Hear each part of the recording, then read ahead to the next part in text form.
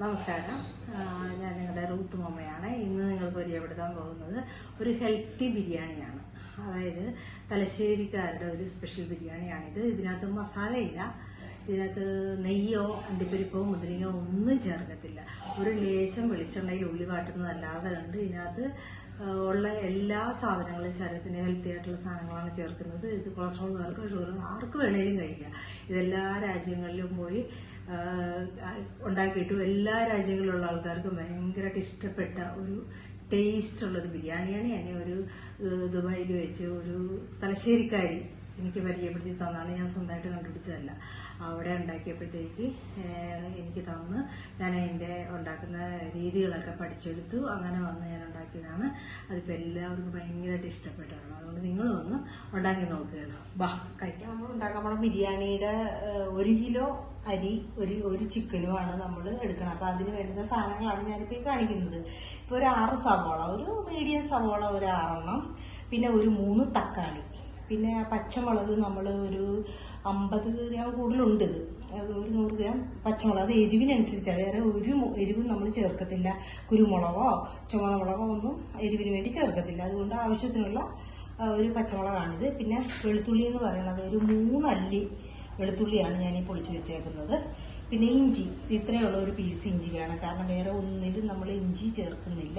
പിന്നെ അരി വെക്കാൻ നേരം ഒരു ലേശ ഇഞ്ചി പേസ്റ്റ്, ഇഞ്ചി വെളുത്തുള്ളി ചേർക്കും മാത്രമേ ഉള്ളൂ, അല്ലാതെ വേറെ ചേർക്കത്തില്ല. അപ്പം ഇത്രയും സാധനങ്ങൾ നമ്മൾ വരും. ഇനിയുള്ളത് മല്ലിയും പുതിനയും കൂടെ വേണം. അതാണ് ഇതിൻ്റെ പ്രധാന ഇൻഗ്രീഡിയൻസ് എന്ന് പറയുന്നത്, പുതിനയും മല്ലിയാണ്.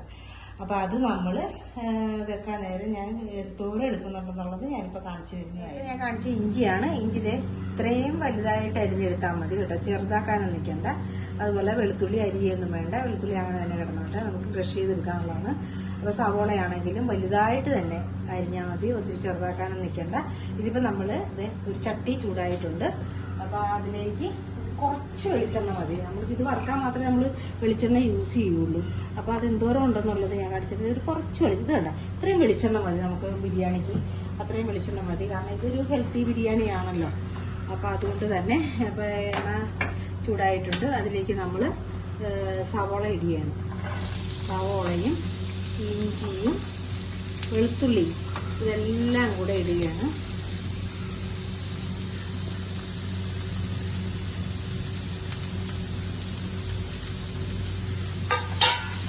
ഇത് വെച്ചിട്ട് ലേശം ഉപ്പ് ചേർക്കും. നമ്മൾ ലേശം ഉപ്പ് ചേർത്തിട്ടാണ് ഒന്ന് ജസ്റ്റ് ഒന്ന് വഴറ്റിയാൽ മതി, അല്ലാതെ ചുമന്ന കളറൊന്നും വരണ്ട. ജസ്റ്റ് വഴറ്റും.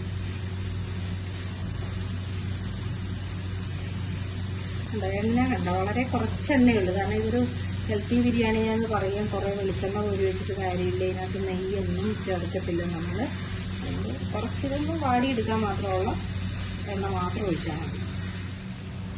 അപ്പം നമ്മൾ 3 തക്കാളി അരിഞ്ഞ് വെച്ചിരുന്നില്ലേ, ആ തക്കാളി ഇപ്പം ഈ ഒരു 3/4 ഭാഗത്തോളം വാടിയിട്ടുണ്ട് കേട്ടോ. അപ്പം അന്നേരം തക്കാളി ഇട്ട് കൊടുക്കണം. തക്കാളി ഇട്ട് ഒന്ന് നന്നായിട്ടൊന്ന് തക്കാളി ഒന്ന് വാടിയാൽ മതി, ഒത്തിരി ഒന്നും കുഴഞ്ഞു പോകണ്ട. വാടി വരുമ്പോഴത്തേക്ക് നമുക്ക് ഓഫ് ചെയ്യാം. നമ്മളിട്ടിട്ട് ഇപ്പം എന്തൊക്കെയാണ് ഇട്ടെന്ന് വെച്ചാൽ വെളുത്തുള്ളി ഇട്ട്, ഇഞ്ചി ഇട്ട്, സവോള ഇട്ട്, തക്കാളി ഇട്ട്, കുറച്ച് ഉപ്പിട്ട്, ഇതാണിപ്പോൾ വാട്ടിക്കൊണ്ടിരിക്കുന്നത്. ഇത് നന്നായിട്ട് ശ്രദ്ധിച്ച് എല്ലാവരും പഠിച്ചോളൂ. ഇത് നല്ലൊരു ബിരിയാണിയാണ്, ആർക്കും ഇഷ്ടപ്പെടുന്നതാണ്. അപ്പം കണ്ട, ഇത്രയും വഴറ്റിയാൽ മതി. കണ്ടല്ലോ, ഇത്രയും വഴറ്റിയെടുക്കണം. ഇങ്ങനെ വഴറ്റിയെടുത്തിട്ട് ഇങ്ങനെ എടുത്തതിന് ശേഷം ഇത് ഓഫ് ചെയ്യാം. ഓഫ് ചെയ്തിട്ട് തണുക്കാനായിട്ട് നമ്മളൊരു പാത്രത്തിലേക്ക് മാറ്റി വെക്കാം. അപ്പോൾ തണുക്കാനായിട്ട് ഞാനിപ്പോൾ ഒരു പാത്രത്തിലേക്ക് മാറ്റാൻ പോവുകയാണ്, തണുപ്പിക്കാനായിട്ട്. അപ്പോൾ അത് ഇത് പാത്രത്തിലേക്ക് ഞാൻ മാറ്റിയാണ് തണുക്കാനായിട്ട്. തണുക്കാനായിട്ട് നമ്മൾ ഇട്ട് വെക്കാം. ഒരല്പസമയം ഇങ്ങനെ ഇരിക്കുന്ന സമയം കൊണ്ട് നമ്മൾ അരി കഴുകിയെടുക്കുക. അരി ഞാൻ കാണിച്ചു തരാം. അപ്പോൾ നമ്മൾ ചോറ് വെക്കാനുള്ള കുക്കറാണ് ഈ അടുപ്പത്തിരിക്കുന്നത്. അടുപ്പത്തിട്ട് കുക്കർ ഒന്ന് ചൂടായിട്ടുണ്ട്. അപ്പോൾ തീ കുറച്ച് വെക്കുക. കുറച്ച് വെച്ചിട്ട് ഇതിലേക്ക് വേണ്ടത് ഒരു സ്പൂൺ, ഒന്നേലൊരു സ്പൂൺ വെളിച്ചെണ്ണയാണ് ഇതിലോട്ട് ഒഴിച്ചിരിക്കുന്നത്. അതിനകത്ത് എണ്ണയൊന്നും കൂടുതലില്ലാത്ത ബിരിയാണിയാണ്. അതുകൊണ്ട് ഒരു സ്പൂൺ ഇട്ടിട്ടുണ്ട്. അതിനകത്തേക്ക് നമ്മൾ പറഞ്ഞില്ലേ, ഒരു ലേശം, അതായത് അരിയിലൊന്ന് പിടിക്കാനുള്ള ഇഞ്ചി വെളുത്തുള്ളി പേസ്റ്റ് അരിയിലൊന്ന് പിടിക്കാൻ വേണ്ടി മാത്രമാണ് ഇതിടുന്നത്. നമ്മൾ ആവശ്യത്തിന് മറ്റേ ഗ്രേവിയിലുണ്ട്. അപ്പം ഇങ്ങനെ ഇട്ടിട്ട് അങ്ങനെ ചെറുതായിട്ടൊന്നായ എണ്ണയില്ല. ഇത് ഇഞ്ചി വെളുത്തുള്ളി മൂക്കാനുള്ള ഒന്ന് മൂത്ത് കിട്ടാനുള്ള വെളിച്ചെണ്ണയാണ് നമ്മൾ ആ ഒഴിച്ച 1 സ്പൂൺ. ഇല്ലെങ്കിൽ അതിൻ്റെ ആവശ്യമില്ല. അത്രയ്ക്ക് ഹെൽത്തി എന്ന് പറയുമ്പോൾ എണ്ണ കൊഴുപ്പുകളെല്ലാം കുറഞ്ഞിട്ടുള്ളതാണ് ബിരിയാണി. മസാലയില്ല, അതൊക്കെയാണ് ഇതിൻ്റെ പ്രത്യേകത. അപ്പോൾ ഇതാണ്. അപ്പോൾ ഇത് ഒരുവിധം പച്ചപ്പ് മാറിയിട്ടുണ്ട്. പച്ചപ്പ് മാറുമ്പോഴത്തേക്ക് അതിലേക്ക് നമ്മൾ കഴുകുമ്പോൾ 1 കിലോ അരിയാണിത്, കഴുകി വാരി വെച്ചിരുന്നതാണ്. അപ്പോൾ അതിനെ നമ്മൾ കുക്കറിലേക്ക് ഇട്ട് കൊടുക്കുകയാണ്.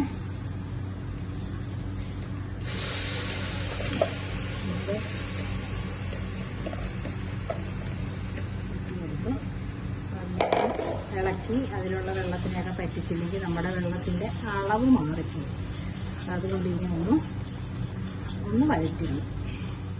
അപ്പോൾ അരി വെള്ളം പറ്റിയിട്ടുണ്ട്. അപ്പോൾ നമ്മൾ 1 ഗ്ലാസ് അരിക്ക് 1.5 ഗ്ലാസ് വെള്ളമാണ് സാധാരണ വെക്കുന്നത്. ഇത് റോസ് കൈമയുടെ അരിയാണ്, ജീരക റൈസാണ്.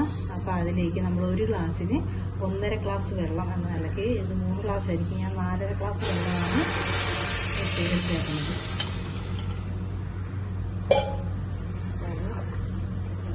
അതിനകത്ത് ആവശ്യമുള്ള ഉപ്പിടും, ചോറിന് ആവശ്യമുള്ള ഉപ്പ് നമ്മളിടും.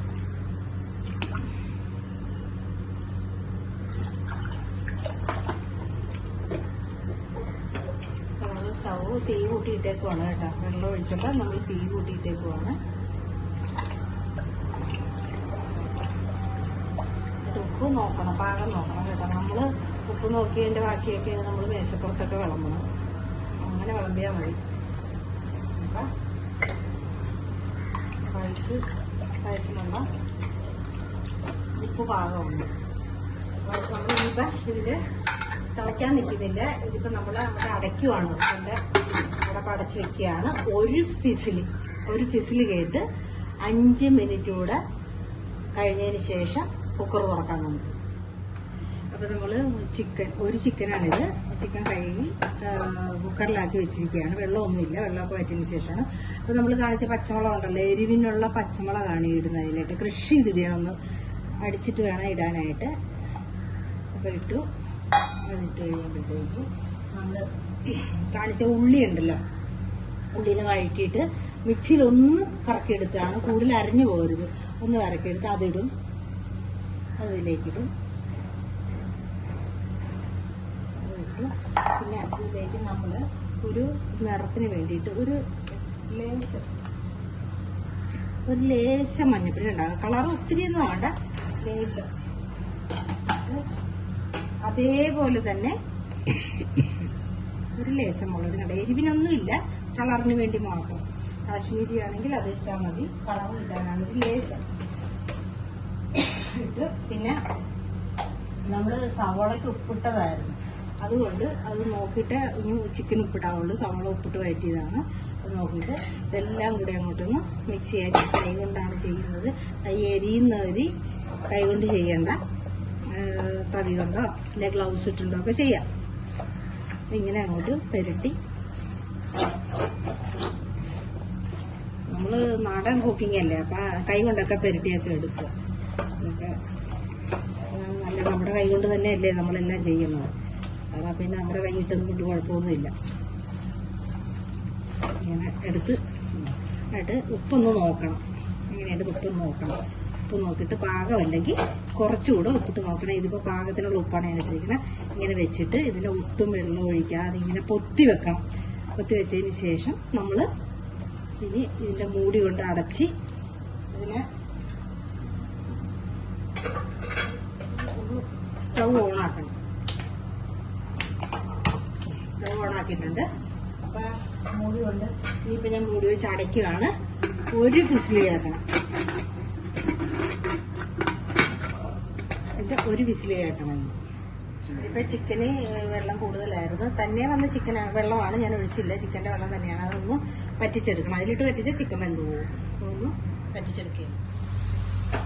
അപ്പൊ ആ വെള്ളം കുറച്ച് വറ്റി തിക്കായിട്ടുണ്ട് നല്ല ഗ്രേവി. അപ്പൊ ഞാനത് ചിക്കനിലേക്ക് തന്നെ തിരിച്ചൊഴിക്കുകയാണ്.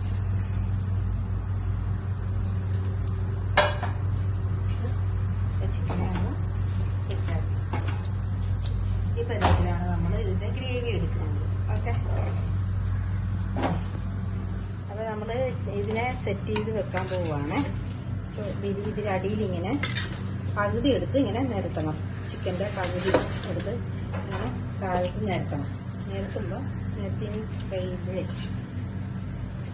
ഇത്ര എടുത്ത് കുറച്ച് ഗ്രേവിയും വേണം. എടുത്തിട്ട് അതിനകത്തേക്ക് നമ്മൾ ഇനിയാണ് നമ്മുടെ പ്രധാനപ്പെട്ട സാധനങ്ങൾ രണ്ടുപേരെയും ചേർക്കണം. ഇതിനകത്ത് കുറച്ച് മല്ലിയില വിതറും. കുറച്ച് മല്ലിയില വിതറിയിട്ട് അതിനകത്തേക്ക് പുതിന ഇടും. പുതിന ഇതിൻ്റെ ഒരു പ്രധാനമാണ്. പുതിന മല്ലിയിലയെ കാട്ടി ഇച്ചിരി കൂടുതൽ വേണം കേട്ടോ. ഇതിന് ശേഷം നമ്മൾ ഒരു മസാല കാണിച്ചില്ലേ, 2 കഷ്ണം 3-4 ഗ്രാമ്പും കറുവാപ്പട്ടയും കൂടെ 3-4 കറുവാപ്പട്ടയും കൂടെ പൊടിച്ചാണ്. പക്ഷെ നമുക്ക് ഇത്തരത്തിൻ്റെ ആവശ്യമില്ല, പൊടിഞ്ഞ് കിട്ടാൻ വേണ്ടിയിട്ടാണ് നമ്മൾ ഇത്രയിട്ട് പൊടിച്ചത്. പക്ഷെ ഇത് രണ്ടും കൂടെ പൊടിച്ചതാണിത്. അപ്പോൾ അതിൽ നിന്ന് ഒരു ഇച്ചിരി എടുത്ത് ഇതിൻ്റെ മുകളിൽ ഇങ്ങനെ വിതറി കൊടുക്കും. ഇതിനകത്ത് നെയ്യൊന്നും ഇടിയല്ല കേട്ടോ. നെയ്യിട്ടാൽ ബിരിയാണി മാറിപ്പോവും. അതുകൊണ്ട് നെയ്യ് ഇഷ്ടമാണെന്ന് പറഞ്ഞ് ആരും ഇടരുത്. എന്നിട്ട് അതിൻ്റെ മേലെ നമ്മൾ ഇങ്ങനെ ചോറ് ഇട്ട് കൊടുത്ത് ഇത് സെറ്റ് ചെയ്യും.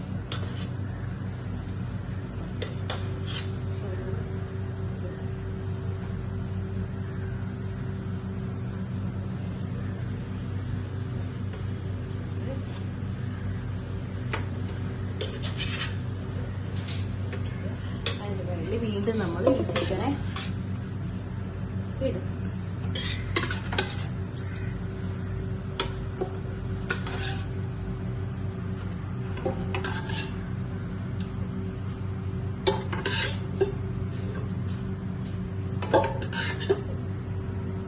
അതിൻ്റെ മുകളിലാണ് കൂടുതൽ ചിക്കൻ ഇട്ടേക്കണത്.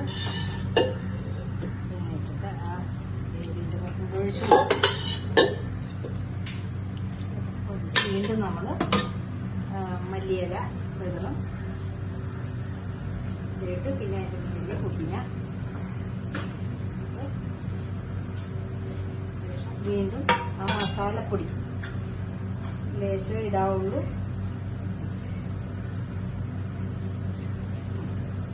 കണ്ട അത്രയും മിച്ചം ഇരിക്കുന്നു, കാരണം അത് കുറച്ചേ ഇടുള്ളൂ നമ്മൾ. അപ്പം നമ്മുടെ ബിരിയാണി റെഡി. ഈസി ബിരിയാണി. ഇത് ഒരു പ്രാവശ്യം ഉണ്ടാക്കുന്നവർ പിന്നെയും ഉണ്ടാക്കും. അതാണ് ഇതിൻ്റെ പ്രത്യേകത. അത്ര ടേസ്റ്റാണ്. ഞാൻ പറയുക മാത്രമല്ല, നിങ്ങളൊന്ന് കഴിച്ചു നോക്കണം. ഇത് കഴിച്ചിട്ടുള്ളവരെല്ലാം നല്ല അഭിപ്രായമാണ് പറഞ്ഞിട്ടുള്ളത്. അപ്പോൾ അതുകൊണ്ട് ഇത്രയേ ഉള്ളൂ. ബിരിയാണിയുടെ കളറും കാര്യങ്ങളൊക്കെ കളർഫുള്ളല്ല, ഇങ്ങനെയാണ് ഇരിക്കുന്നത് ബിരിയാണി. ഇതിൽ ടേസ്റ്റിലാണ് കാര്യം. ഓക്കെ, അപ്പോൾ ഇതൊന്ന് കഴിച്ചു നോക്കട്ടെ. പൊളി ബിരിയാണിയാണ്. നിങ്ങളൊന്നും കഴിച്ചു നോക്കണം കേട്ടോ. നല്ല ടേസ്റ്റുള്ള ബിരിയാണിയാണ് ഇത്. ഈ ബിരിയാണി 1 കിലോ അരി കൊണ്ട് 6 പേർക്ക് സുഖമായിട്ട് കഴിക്കാം. പക്ഷെ എന്നെ പോലുള്ളവർക്കാണ് 2 പേർക്ക് കഴിക്കാൻ പറ്റുള്ളൂ കേട്ടോ. അങ്ങനെയൊന്നും കഴിക്കരുത്. 6 പേർക്ക് സുഖമായിട്ട് കഴിക്കാൻ പറ്റിയ ബിരിയാണിയാണിത്. നിങ്ങൾ അത് വെച്ച് കഴിച്ചു നോക്കുക. ഓക്കെ.